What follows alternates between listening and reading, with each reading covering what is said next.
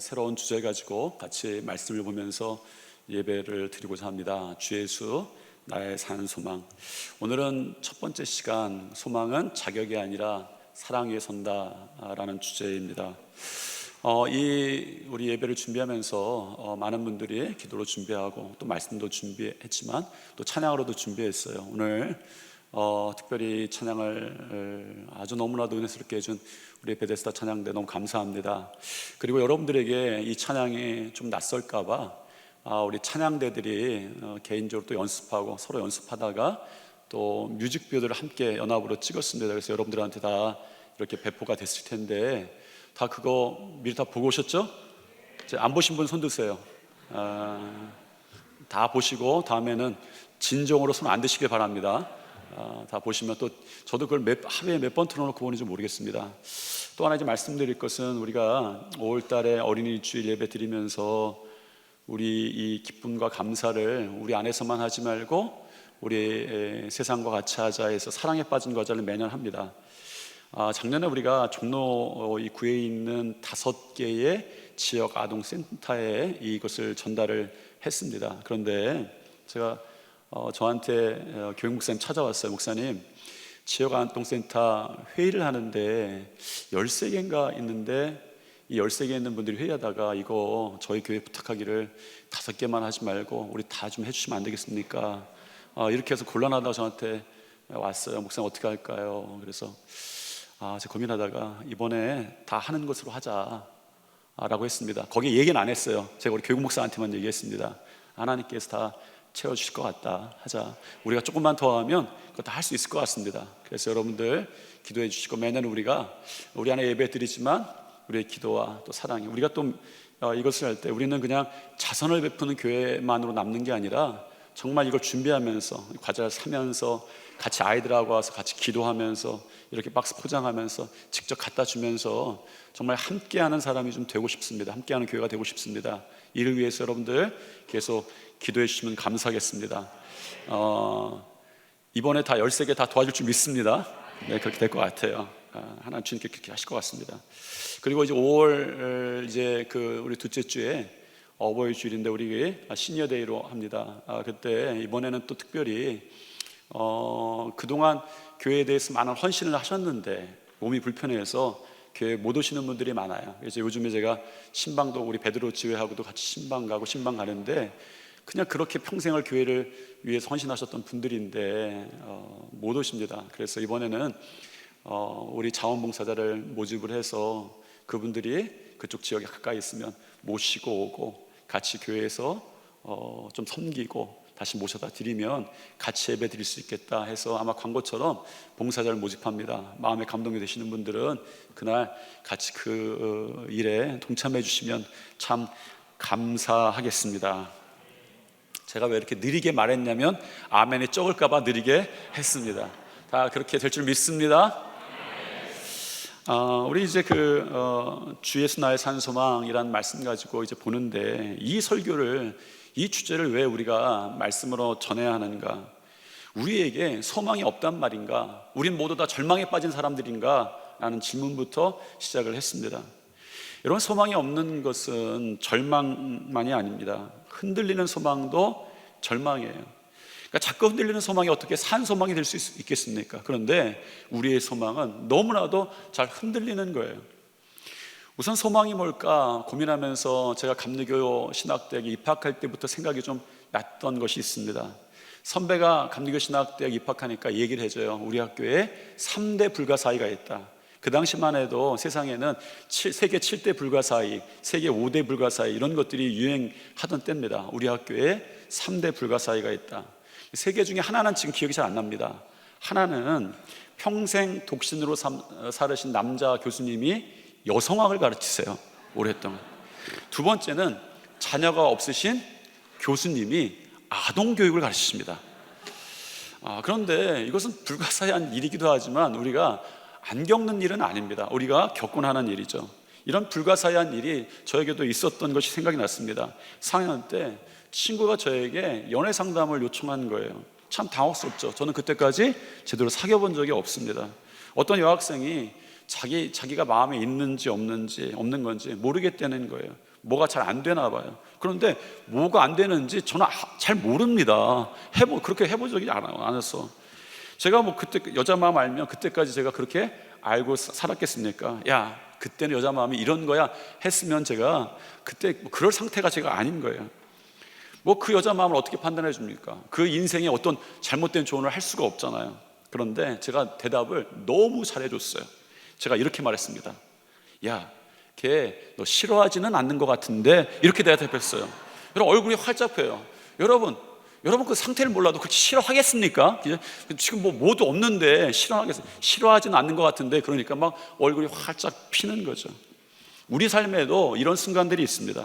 중간 시험 망쳤는데, 야, 중간은 30%, 기말고사는 70%야. 소망이 생깁니다. 문제가 있는데 서산할 구멍이 있다라는 말에 소망이 생겨요.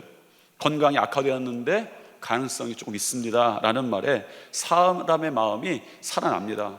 왜 이런 말들에 사람의 마음이 살아납니까? 소망은 현실이 아니라 가능성에서 오기 때문입니다. 그런데 문제는 이것입니다. 세상은 이 가능성을 대부분 현실의 자격 위에 또 놓는 거예요. 잘하면 그 기회가 너 잡을 수 있어. 준비되면 그때 너는 선택받을 수 있어. 자격이 있어야 가능성이 생긴다라는 것입니다. 그래서 우리는 소망 가운데 늘 이렇게 묻습니다. 나 괜찮은 사람인가? 나 자격 있는 사람인가? 내가 이런 소망을 가질 만한 조건이 되는가? 묻는 거예요. 여러분, 자격이 기준이 되면 우리의 소망은 항상 흔들립니다. 그래서 세상의 소망은 늘 불안한 거예요. 그 소망을 가지고도 불안한 마음이 생깁니다. 나는 아직 부족하니까 소망이 없다라는 생각이 우리 가운데 들 때가 참 많습니다. 히브리서에서는 소망을 닻이다 이렇게 이야기합니다. 소망은 영혼의 닻이다라고 이야기를 해요. 여러분, 닻은 배를 고정하는 데 쓰이죠. 배를 붙잡아 주는 거예요. 그런데 정확히는 닻이 배를 붙잡아 주는 것이 아닙니다. 배를 고정시키는 것은 바닥이에요. 사실 닻의 무게, 닻은요, 이 배의 1만 분의 1의 무게도 안 됩니다. 닻 자체가 힘이 있는 게 아닙니다. 닻이 내린 바닥이 이 배를 붙잡아 주는 거예요. 이 닻을 배가 가지고 있으면 배는 계속 움직입니다. 배는 계속 흔들리는 거예요. 파도에 휩쓸리는 거예요. 우리의 소망도 마찬가지입니다. 여러분, 중요한 것은 우리의 소망의 크기가 크냐 작냐가 아니라 이 소망이 어디에 내려져 있는가라는 것입니다. 어디에 소망의 닻을 내리고 있는가라는 것이 우리의 질문인 것이죠. 부활절이 지났습니다. 소망이 있죠. 죽음에서 살아나셨다, 죄에서 우리를 구원하셨다, 이게 소망이 아니면 무엇이겠습니까? 그런데 정확히는 이것은 소망이 아니라 소망의 근원이에요. 소망을 붙잡고 있는 바닥입니다. 우연히 한 젊은 목사님의 설교에서 한 이야기를 좀 듣게 됐어요. 인상이 깊어서 그대로 전하고 싶습니다. 그 목사님이 만났던 또 다른 목사님의 이야기였어요.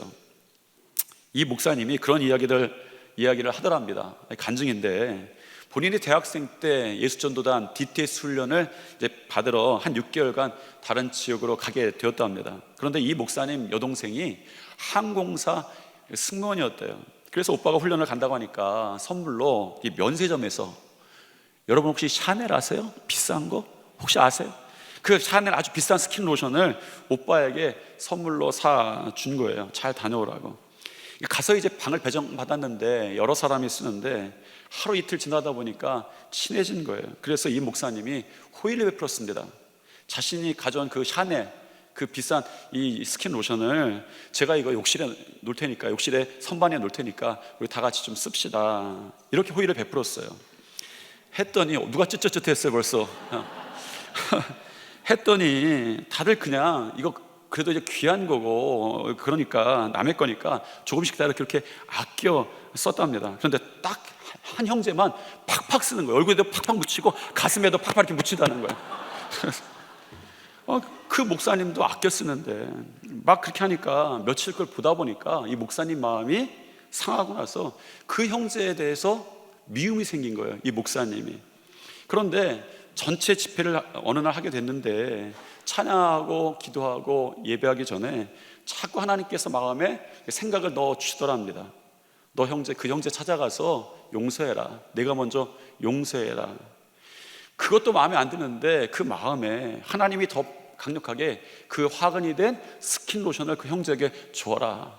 여러분 그냥 줘, 그게 뭐라고, 이런 마음까지 막 들더랍니다. 그래서 이건 하나님 뜻이 아니야, 이건 하나님 뜻이 아니야 막 이러고 있는데 자꾸 생각나서 예배에 집중이 안 되더랍니다. 그래서 이거 하나님이 진짜 순종하라는 거구나 싶어서 그 형제에게 갔답니다. 형제님, 제가 형제님을 많이 미워하고 있었습니다. 그런데 그 사람은 이 사람이 왜 이 얘기를 하는지도 모르는 거예요. 알았으면 그렇지 않았겠죠. 그래서 자초지종을 설명을 했답니다. 그러면서 지금 기도 중에 하나님께서 그런 마음을 주시는데 그 스킨로션 제가 형제님께 드릴 테니까 그거 마음껏 쓰십시오. 하나님께서 그 마음까지 주십니다. 여러분 보통 그러면 여러분 어떻게 대답하시겠어요? 괜찮아요, 미안했습니다 해야 되는데 고마워요 하고 그냥 쓰더랍니다. 그리고 나서 그 다음 날부터 이 목사님이 마음이 너무 편해지더라라는 이야기입니다. 왜? 이제 내가 주인이 아니니까 그냥 줘버린 거니까. 그리고 또 하나의 놀라운 변화가 있었답니다. 이제 받은 그분은 그 스킨로션을 조금씩 쓰더랍니다. 그런데 이 목사님은 팍팍 쓰시는 거예요. 그리고 그 목사님이 그런 결론을 내리십니다. 여러분, 하나님 앞에 내려놓으십시오. 제가 이 말씀의 짧은 그걸 보면서 저도 이 말씀을 준비하면서 이 말씀과 연관돼서 그런 생각이 들었어요. 내가 마음에 둔 것들 주님 앞에 내려놓자라는 마음이 들었습니다. 그래서 소망의 닷도 내가 가지고 있으면 불편해지는 거예요. 흔들리는 거예요. 어떨 때 기뻐지지 않는 거예요. 그런데 소망의 닷을 주님 앞에 내려놓는 것이죠. 소망은 영혼의 닷인데 그 닷을 주님께서 붙잡아 주셔야 단단한 거예요. 그래야 흔들리지 않습니다. 여러분이 마음에 둘 것은요, 소망을 둘 것은요, 그 품입니다. 우리에게 돌아갈 품이 있다는 거예요. 그것이 아버지의 품이고 주님이십니다. 여러분, 소망을, 여러분의 마음을 주님께 내려놓게 되기를 축복합니다. 소망은 영혼의 닷이다라는 것이죠. 그래서 사람이 절망하는 순간은 능력이 부족할 때가 아니라 나는 돌아갈 자격이 없다라는 느낄 때입니다. 탕자의 비유가 그런 거예요. 내 소망이 흔들리는데 이 소망의 닻을 제대로 내려놓아야 할 것인데 돌아갈 자격이 없다라는 생각을 하는 것이죠. 요나서를 시작하면서 우리 사순절에 요나서 보았습니다. 요나서를 시작하면서 둘째 아들의 모습이 선지자의 모습에게서도 보였어요. 하나님으로부터, 아버지로부터 도망하는 아들의 모습이 선지자의 모습이었습니다. 오늘 12절부터 14절까지 말씀 먼저 읽겠습니다. 그 둘째가 아버지에게 말하되 아버지여, 재산 중에서 내게 돌아올 분깃을 내게 주소서 하는지라. 아버지가 그 살림을 각각 나눠 주었더니 그 후 며칠이 안 되어 둘째 아들이 재물을 다 모아가지고 먼 나라에 가 거기서 허랑방탕하여 그 재산을 낭비하더니 다 없앤 후 그 나라에 크게 흉년이 들어 그가 비로소 궁핍한지라. 어느 집안에 둘째가 집을 나갔답니다. 그리고 허랑방탕했죠. 그렇게 재산을 낭비하고 나서 몹시 궁핍해졌습니다. 우리가 예상했던 결말대로 되었어요. 그런데 이 예수님의 비유 가운데 예수님께서 하시지 않았던 이야기가 있습니다. 왜 둘째가 집을 나가느냐라는 것이었어요. 예수님은 이것을 설명을 하셨어야 합니다. 왜? 이 이야기가 비유이기 때문에 그렇습니다. 예수님은 비유로 잘 말씀하셨죠. 비유라는 헬라어가 파라볼레라는 단어입니다. 파라라는 것은 옆에라는 말이고 볼레라는 말은 던지다는 말이에요. 그러니 비유는 옆에 던져놓은 이야기입니다. 왜 옆에 던져놓은 이야기가 비유입니까? 이런 비유 목적이 옆에 던져놓는다, 진리를 설명하는 게 아니라 진리를 옆에서 경험하게 만드는 거예요. 옆에서 그거 네 얘기잖아, 너 그렇잖아 라고 이야기하는 것이 비유입니다. 그래서 비유를 들으면 깨닫게 되고 동시에 마음에 찔리게 되는 거예요. 왜? 원래 옆에 붙어 있었던 것처럼 경험하게 되니까. 그래서 예수님이 비유로 말씀하실 때 많은 사람들이 마음에 찔림을 받게 됩니다. 이것이 비유였어요. 그래서 예수님의 비유는 항상 삶에 연결된 부분에서 씨 뿌리는 자유 비유같이 농사에서, 삶에서, 장사에서, 가정의 이야기, 또 사회의 이야기들을 가지고 오셨어요. 당시 사람들이 매일 겪었던 이야기 중에 삶의 장면들을, 익숙한 삶의 장면들을 다 가져오셨습니다. 그러니 전제가 있는 거예요. 이 이야기는 그들의 삶에 공감이 있는 것이죠. 그런데 탕자의 비유를 한번 보십시오. 본문 12절에 보면 아들이 아버지께 이런 요청을 합니다. 아버지, 재산 중에서 내게 돌아올 분깃을 내게 주십시오. 이 장면은 단순히 유산에 관한 이야기도 아니고 경제적인 요구도 아닙니다. 어떤 자료를 찾아봐도 그 당시 유대 사회에서 아들이 아버지께 유산을 요구하는 것은 아버지가 죽은 자로, 아버지를 죽은 사람으로 취급하겠습니다 라는 말이에요. 어떤 자료를 찾아봐도 이것은 분명합니다. 아버지가 죽은 사람으로 취급하겠습니다 라는 말이었어요. 이것은 이스라엘에서 사회적으로나 문화적으로나 이해될 수 있는 일이 아닌 것이죠. 이런 이야기가 비유로 성립이 될 수가 없습니다. 왜냐하면 그 사회적으로 공감이 안 되는 이야기잖아요. 어떤 아들이 감히 아버지 죽은 것을 치겠습니다, 내 유산 주십시오 하겠습니까? 그런데 왜 예수님께서 그 당시에 이 삶의 안 닿을 이야기로 비유를 말씀하셨는가라는 것이에요. 그런데 한 가지 경우에 그 당시에 많은 일들이 없었지만 한 가지 경우는 비유로 성립을 합니다. 그런 일이 실제로 일어났던 적이 있는 거예요. 사실 학자들 중에는 이 비유의 이야기들은 대부분 삶에서 사실상 일어날 수 있는 이야기들이기도 하지만 실제로 일어났던 일도 있었다라고 그렇게 유추를 합니다.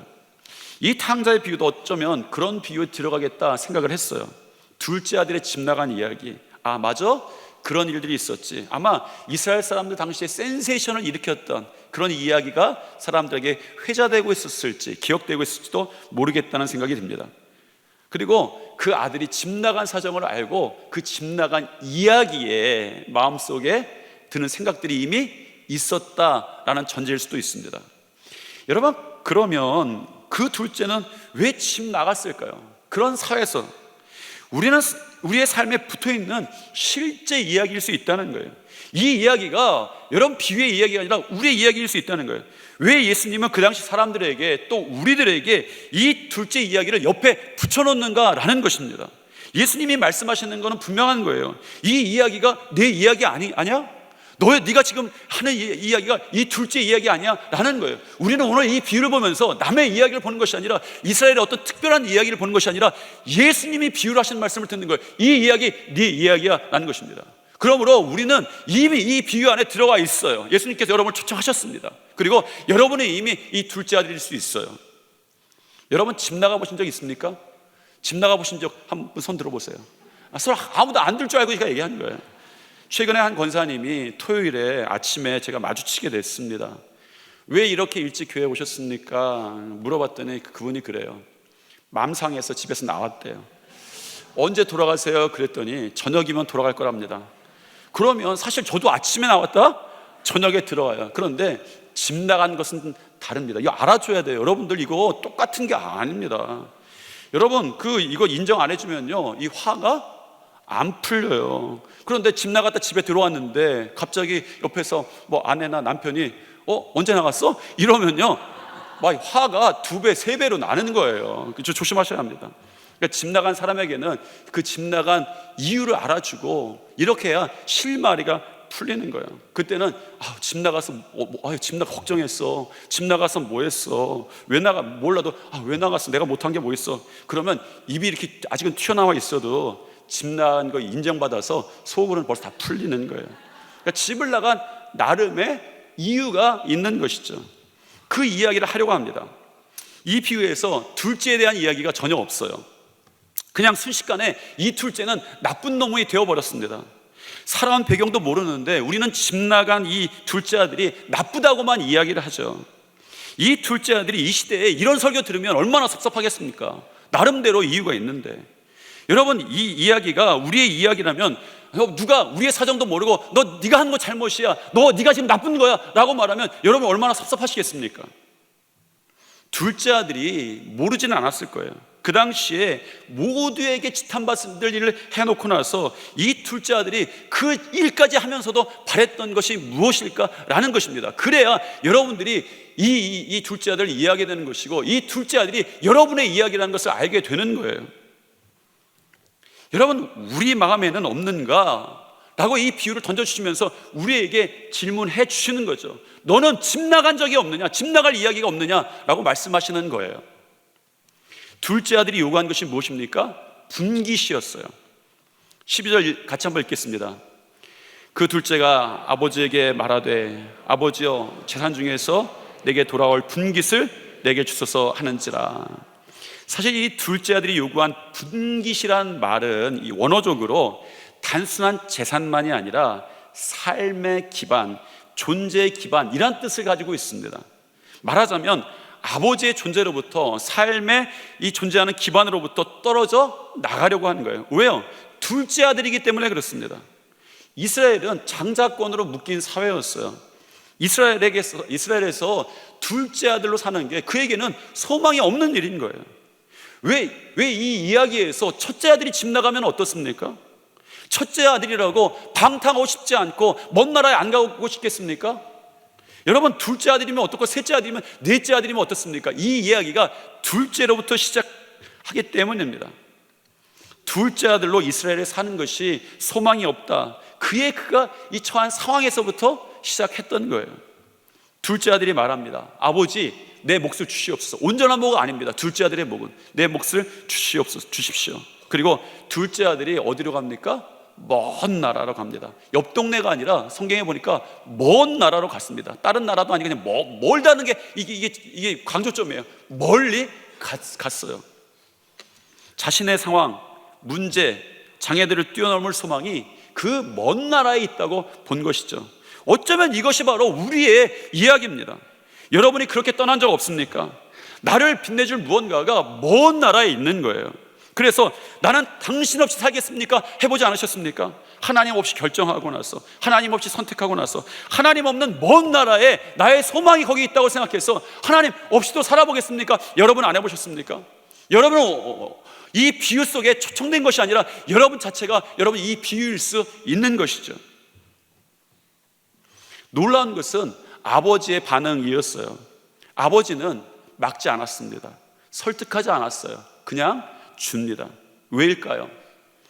방탕한 하나님이란 책에서 이 팀 켈러는 이야기합니다.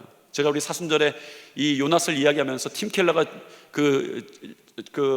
썼던 방탕한 선지자라는 책을 가지고 있습니다. 제목이 똑같아요. 영어로는 똑같습니다. 그때는 prodigal prophet였고 이거는 prodigal God입니다. 방탕한 선지자고 여기는 탕부 하나님이라고 우리는 번역을 했어요. 이 탕부 하나님에서 이 팀 켈러가 이렇게 말합니다. 하나님은 우리를 사랑하시기 때문에 때로는 우리가 떠나도록 허락하신다라는 것입니다. 하나님은 사랑을 강제로 붙잡지 않습니다. 하나님의 사랑은 자유를 줍니다. 왜냐하면 그 떠남조차도 하나님 안에서는 허용되기 때문인 거예요. 둘째 아들이 먼 나라로 갑니다. 이제 그 소망의 탓을 먼 나라에 내려보려고 하는 거예요. 하지만 시간이 지나자 모든 것이 무너집니다. 돈도 사라지고 관계도 사라지고 결국 자신도 무너집니다.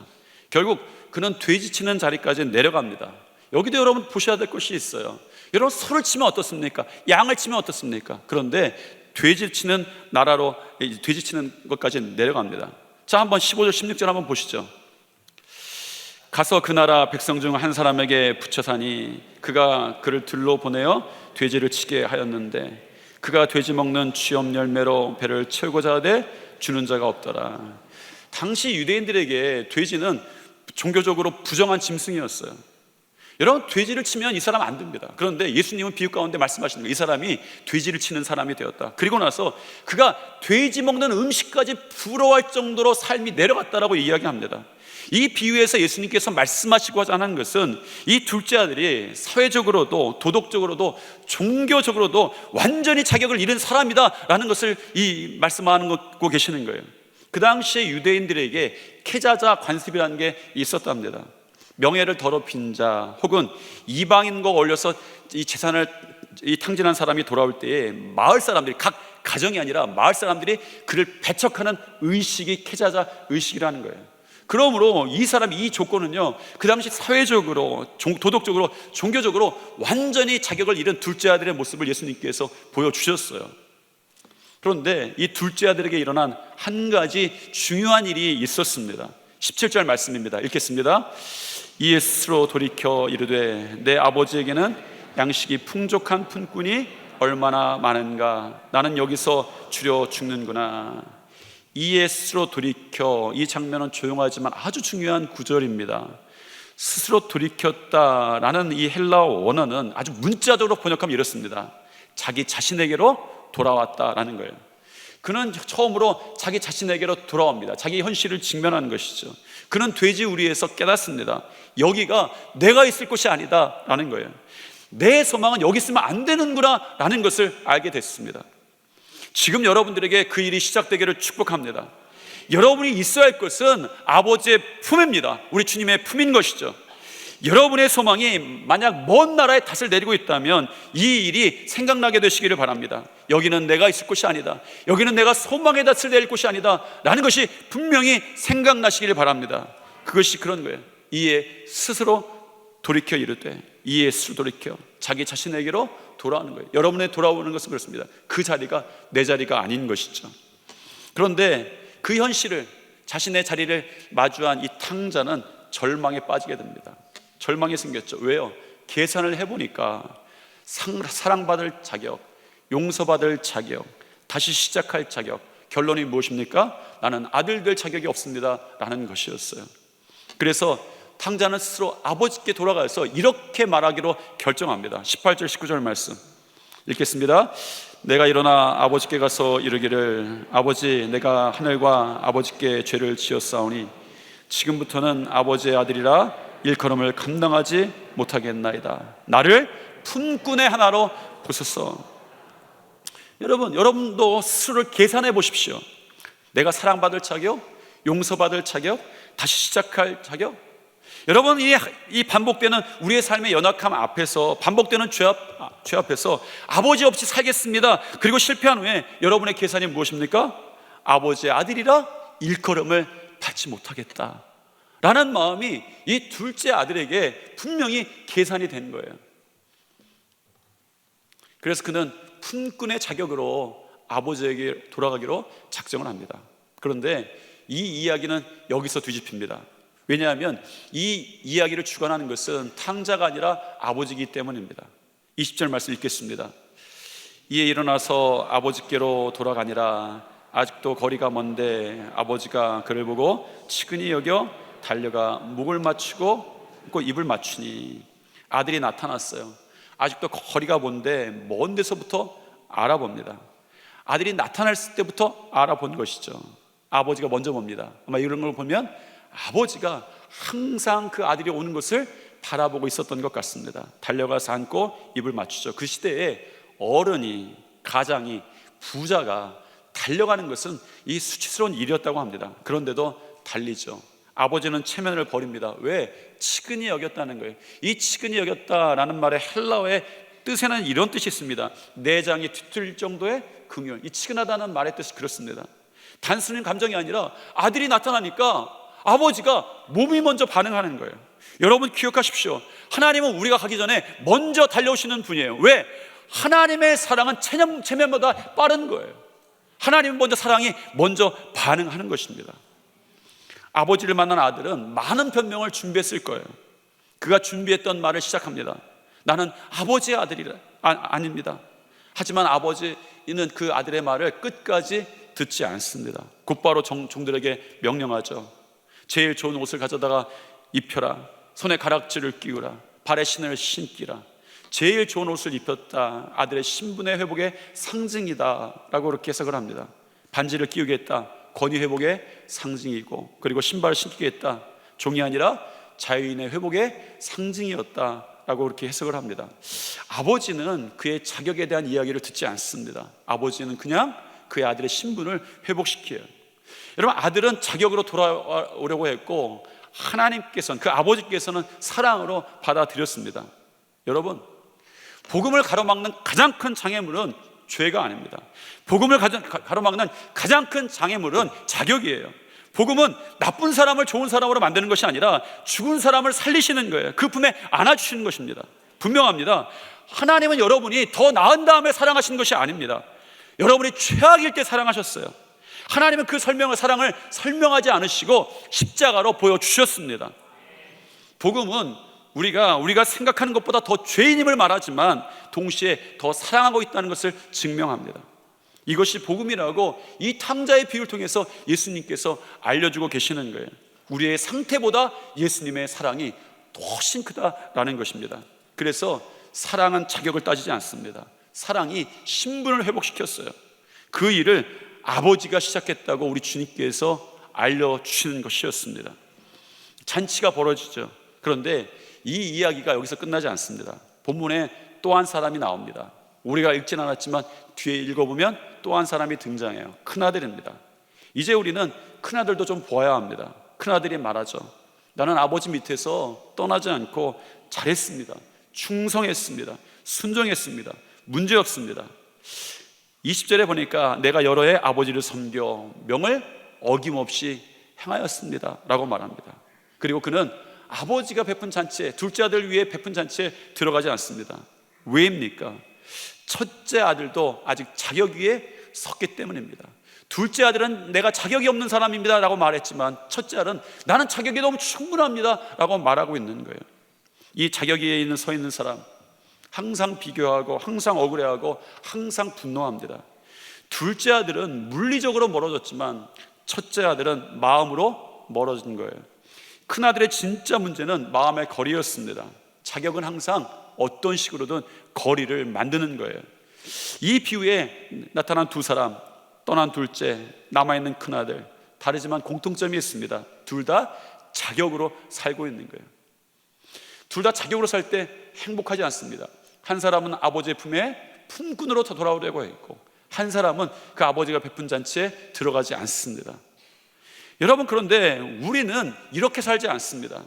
우리는 이렇게 구원받지 않았습니다. 착해서, 노력해서, 자격이 있어서 구원받은 것이 아니라 우리는 이렇게 구원받았습니다. 하나님의 사랑의 은혜로 구원받은 것이죠. 지금 우리가 어디에 서 있습니까? 돌아가지 못하는 둘째입니까? 아니면 인정받으려는 큰 아들입니까? 우리는 둘째 아들일 수도 있고 첫째 아들일 수도 있습니다. 이제 둘째 아들이기도 하고 첫째 아들이기도 하는 우리에게 우리 주님은 비유를 통해서 이렇게 질문하십니다.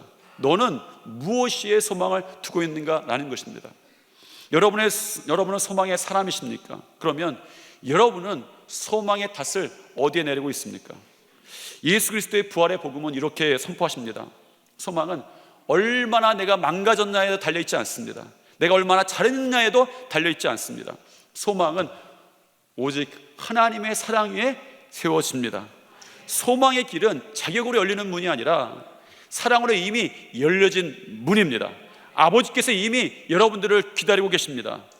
이 비유의 진짜 주인공은 아들이 아니라 그 소망의 근원이신 아버지셔요. 이미 기다리고 계신 아버지십니다.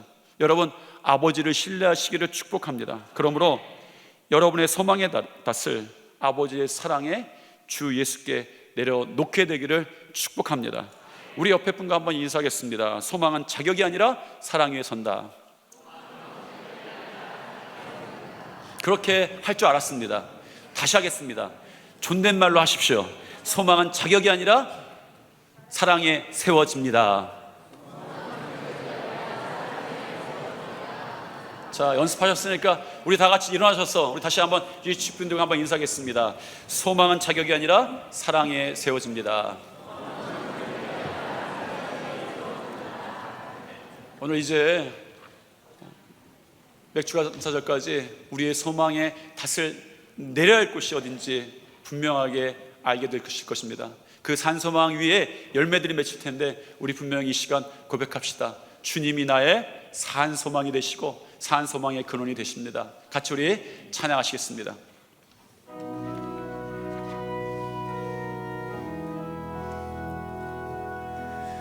우리 함께 믿음으로 고백하며 같이 찬양하겠습니다. 깊은 절망에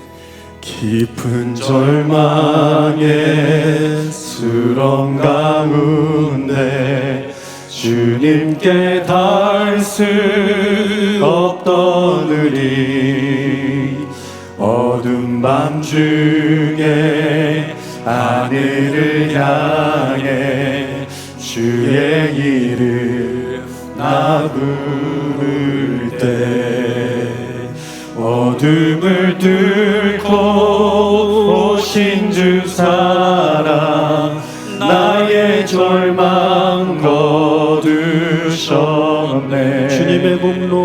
주님의 공로 다 이루셨네. 주 예수 나의 산소망. 우리 한 번 더 찬양합니다. 그 누가 주의 자비가 한없는 은혜 증량할까. 영광을 떠나 이 땅에 오신 죄가 되신 구주 예수. 주의 십자가 내게 말하네. 영원히 난 용납됐네. 아름다우신 왕 나는 주의 것 그리스도 나의 산소. 아멘. 할렐루야 할렐루야. 주를 찬양하여라. 할렐루야. 자유케 하셨도다. 죄의 저주 끊으신 주께 구원이 또다. 주 예수 나의 산소망.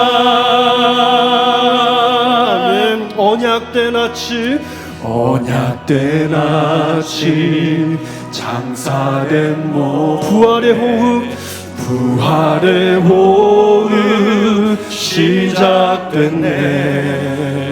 유다의 사자 위험찬서 사망이 무너졌도.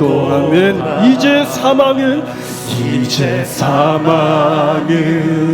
무덤이더는 우리를 주장할 수 없네. 유다의 사자 위험찬 사망이 무너졌도. 주 예수 승리하셨네. 주 예수 승리하셨네. 우리 선포하며 찬양합시다. 할렐루야 할렐루야. 주를 찬양하여라. 할렐루야. 자유케 하셨도다. 죄의 저주 끊으신 주께 구원이 또다. 주 예수 나의 산소. 아멘. 할렐루야 할렐루야. 주를 찬양하여라. 할렐루야. 자유케 하셨도다. 죄의 저주 끊으신 주께 구원이 또다. 주 예수 나의 산소. 그리스도 나의 산소만. 그리스도 나의 산소만. 당신은